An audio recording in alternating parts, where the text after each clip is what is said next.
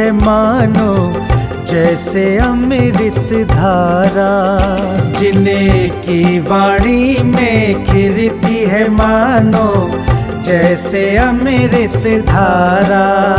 उनके वचनों को सुनकर होगा अब कल्याण हमारा। उनके वचनों को सुनकर होगा अब कल्याण हमारा। हमने कभी सोचा तीर्थंकर जैसी प्रकृति का बंद ऐसे नहीं होता है ज्ञानियों। तीर्थंकर प्रकृति का बंद तब होता है जब संपूर्ण जीवों के लिए, जहां पर किसी भी जीव के अंदर अशांति न हो, दुख न हो, वेदना न हो, संपूर्ण जीवों को उठा करके मोक्ष सुख में रख दो। कहाँ रख दो? मोक्ष में पहुंचा दो। इतनी संक्लेशतम दया करुणा उत्पन्न होती है। इतनी दया इतनी करुणा, उसको बोल दिया संक्लेशतम शब्द बोल दिया राजवार्तिक में, मतलब इतनी दया प्लावित हो जाती है, ऐसा लगता है जितनी जल्दी में उठा करके मोक्ष में रख दो, कोई दुखी ना हो। ऐसा विशाल हृदय, ऐसा विशाल हृदय किसका होता है? ऐसी आत्मा तीर्थंकर प्रकृति का बंद करती है। 16 कारण पर्व चल रहा है, क्या नहीं हो? भूल मत जाना, पर्वाधिराज पर्यूषण भी आने वाला है। पर्व ही पर्व का माए हैं, ये तो भाद्र माए है। हाँ, पर्वों का सम्राट कहा जाता है इसलिए इसको। ये जीवन को पर्व बनाने के लिए है, लेकिन हम कहाँ सोच पा रहे हैं। मां मदालसा की बात कर रहा हूं। धन्य है मां मदालसा के लिए, जन्म से संस्कार दे रही है।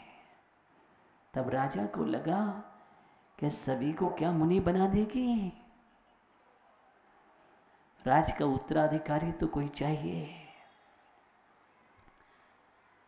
कोई ना कोई राज का उत्तराधिकारी चाहिए। देखिए, बचपन से जो संस्कार डालते हैं, डाले जाते हैं, वो बचपन तक चलते हैं, आगे तक चलते हैं। बचपन के संस्कार, और वो संस्कार मुनि बनने के संस्कार डाल दिए तो मुनि बन गए। 7 पुत्र तो मुनि हो गए, माँ धन्य हो गई, मेरा जीवन धन्य हो गया, मेरी कौम धन्य हो गई, मेरा जीवन सफल हो गया। वो माँ सोच रही है। और एक वो माँ है जो राजमहलों में कैद करके रख लिया, कहीं बेटा निकल ना जाए। पति तो गया, और कहीं बेटा चला गया तो अब मेरा क्या होगा, मेरा क्या होगा? देखिए, मेरा क्या होगा? उसका कुछ भी हो जाए कोई परवाह नहीं है। वो संसार के कीचड़ में फंस जाए तो परवाह नहीं है, लेकिन मेरा क्या होगा, इस बात को लेकर के बंधन में डाल दिया। सूरज की रोशनी नहीं देख पा रहा है बेटा, संसार बाहर निकल के नहीं देख पा रहा है। वो इतना ही समझ रहा है कि संसार तो इतना ही होता है। अपने आराध्य का, इष्ट का और गुरु का दर्शन करना संस्कृति है।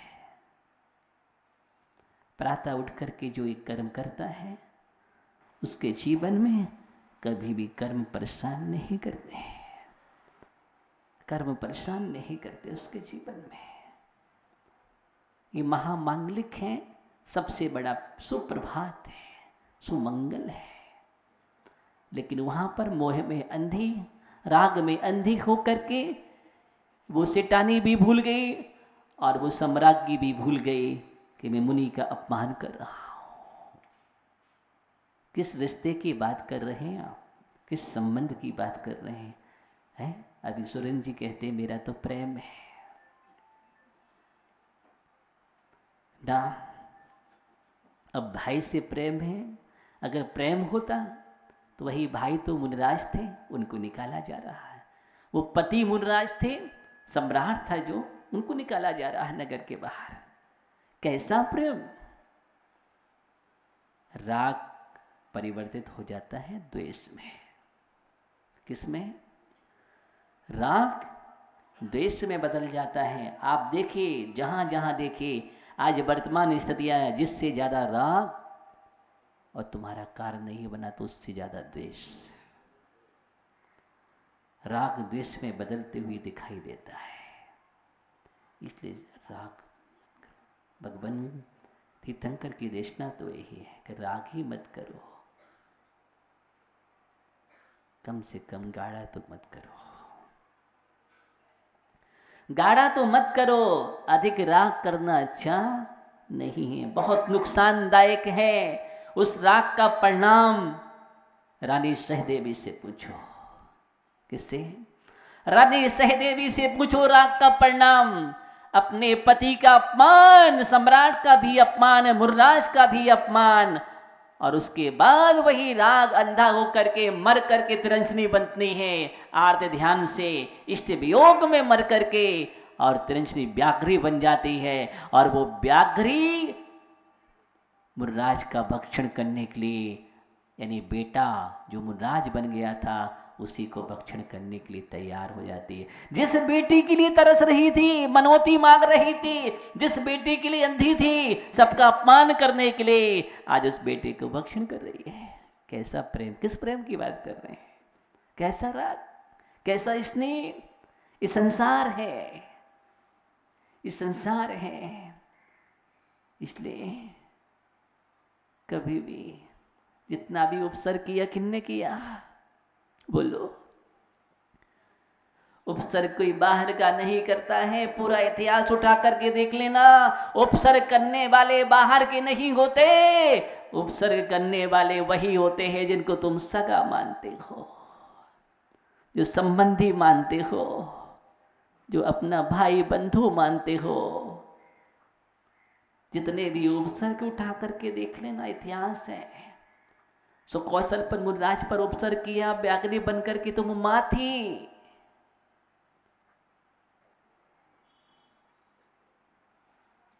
जिसको तुम सगा कहते हो ना, सबसे बड़ा दगा देने वाला वही है। वही दगा देता है और अंत में तुम्हें दाग भी देता है। क्या करता है?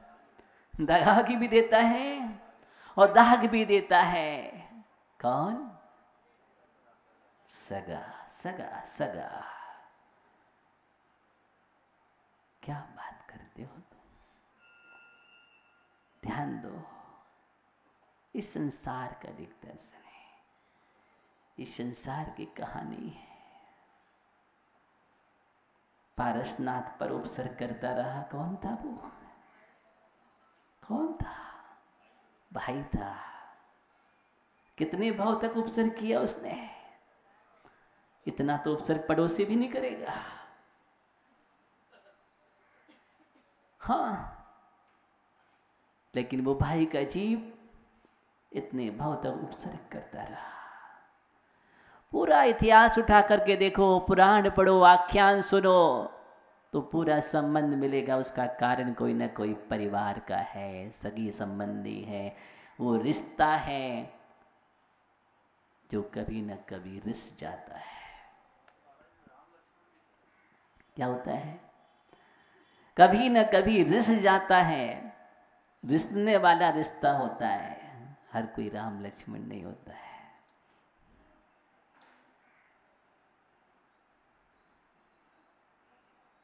रिश्ते वाला रिश्ता रिस जाता है। इसलिए रिश्ते जो रिस रिस करके रिस जाए, क्या होते हैं? वो रिश्ते बनाते हैं। जो जो तुम बनाओगे वो तुम्हारा नहीं है।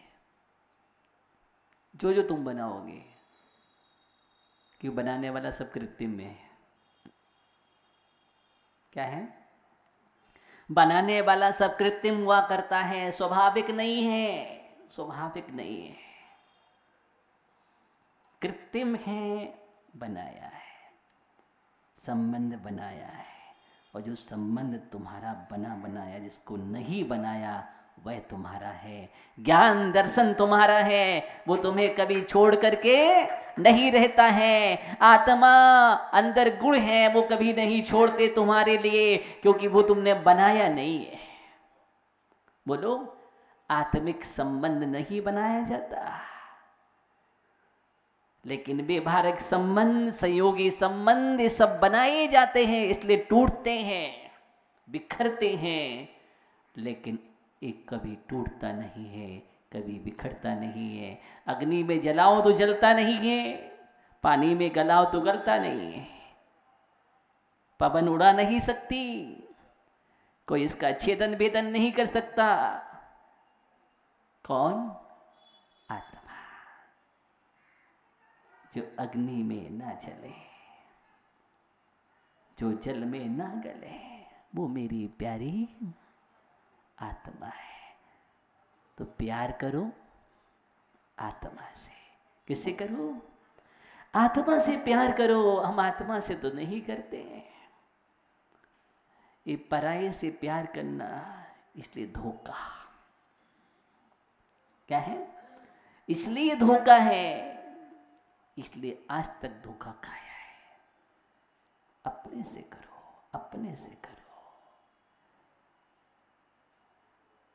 क्या हुआ? सिटानी दुखी है।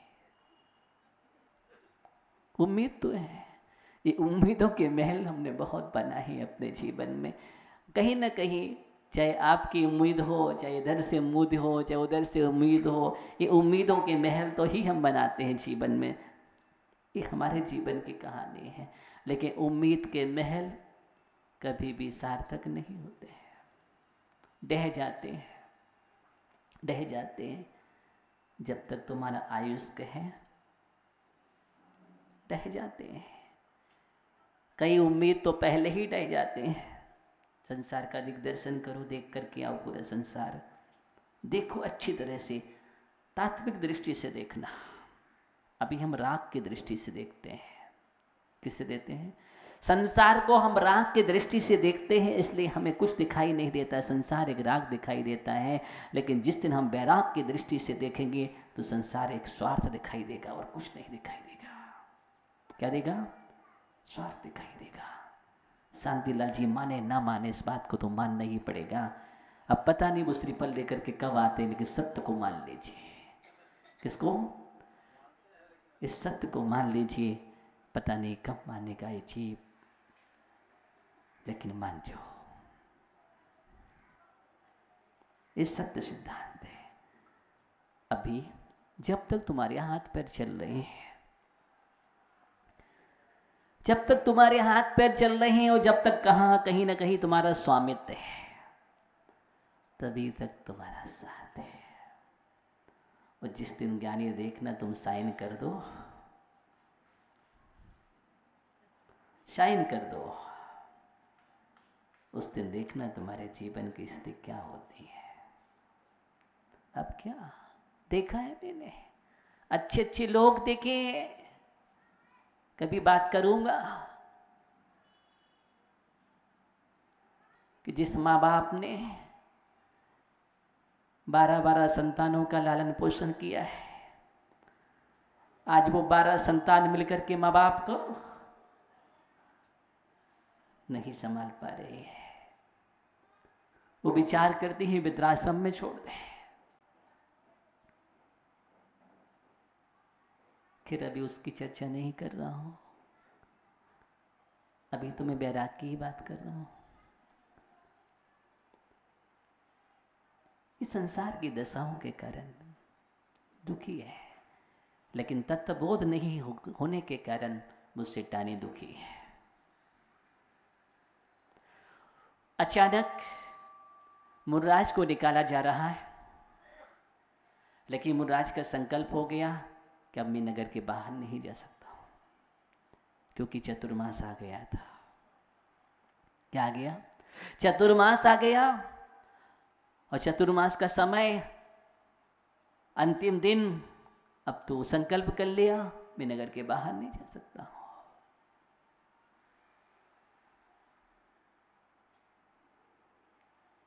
अब मुनिराज तो अटल होते हैं संकल्प में, मना कर दिया। तब और पहरेदारी बढ़ा दी गई। मुनिराज से बोल दो अभी उस उद्यान के बाहर मत निकलना, उद्यान के बाहर नहीं निकलना। बड़ा आश्चर्य है। उधर अचानक खिड़की खुली थी राजमहल की, और कुछ देखने की इच्छा हुई। ओहो, तत्काल खिड़की बंद कर दी गई। कुछ नहीं है बेटा, कुछ नहीं है उधर, कुछ भी नहीं है, इसको लॉक कर दिया जाए। लॉक कर दी गई। लेकिन कब तक तुम लॉक करके रखोगे? बोलो, आज तक दुनिया में कोई शक्ति है जो बैरागी को रोक सकी हो? कोई भी शक्ति नहीं है। बैरागी को कोई रोक नहीं सकता संसार में, और रागी को